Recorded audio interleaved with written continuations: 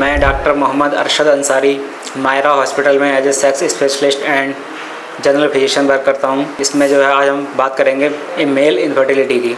Generally क्या होता है हमारे समाज में, इंडिया में स्पेशली जो है कोई बच्चा नहीं होता है तो उसको फीमेल को जो है ताना दिया जाता है, सुनाया जाता है। जबकि साइंटिफिक स्टडी ये कहती हैं कि जो है जब हम इन्वेस्टिगेशन करते हैं, मतलब जो स्टडी हुई है वो साफ ये बताती हैं कि 50% फीमेल जिम्मेदार होती है, फीमेल की एम्ब्रियोलॉजी जिम्मेदार होती है, इसके अलावा 50% मेल भी जिम्मेदार होता है। इंटरनेशनल स्टडी ये भी कहती है, रिपोर्ट जो इंटरनेशनल लाज हैं, प्रोटोकॉल हैं, वो ये कहते हैं कि पहले मेल की ही जांच कराओ। तो आज मेल इनफर्टिलिटी के बारे में आपको बताना चाहता हूँ।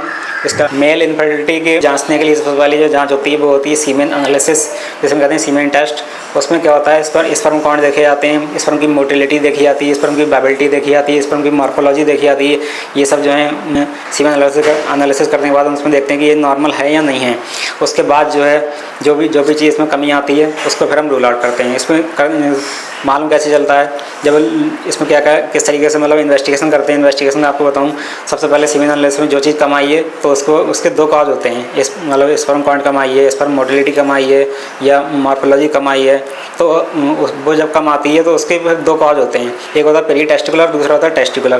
पेरी टेस्टिकुलर जो होते हैं वो हार्मोनल कॉज होते हैं कि हार्मोन तो कोई कम नहीं हो गए, जैसे FSH, LH, testosterone, prolactin, T3, T4, मतलब थायराइड वगैरह, ये सारे इनको देखते हैं। अगर ये कम हो गए तो उनको फिर ठीक करते हैं। अगर दूसरा इसका ये पार्ट ये है कि टेस्टिस के अंदर देखते हैं कोई दिक्कत तो नहीं है। उसके लिए हम सबसे पहले इमोशनली मालूम करते हैं कि स्ट्रेस में तो नहीं रह रहा है पर्सन, क्योंकि स्ट्रेस में क्या होता है कॉर्टिसोल हार्मोन बढ़ जाता है और उस कॉर्टिसोल हार्मोन बढ़ने की वजह से टेस्टोस्टेरोन कम हो जाता है। जब टेस्टोस्टेरोन कम होता है तो स्पर्म काउंट पे असर पड़ता है। तो ये बात हो गई। इसके अलावा जो है दूसरे होते हैं, हम जेनेटल एग्जामिनेशन करते हैं कि उसको क्रिप्टो ऑर्किड तो नहीं, मतलब उसके टेस्ट उतरे भी हैं या नहीं उतरे हैं, मतलब बर्थ के एक साल के अंदर उतर जाना चाहिए। कई बार पेरेंट्स जो ध्यान नहीं देते तो टेस्ट अंदर ही रह जाते हैं।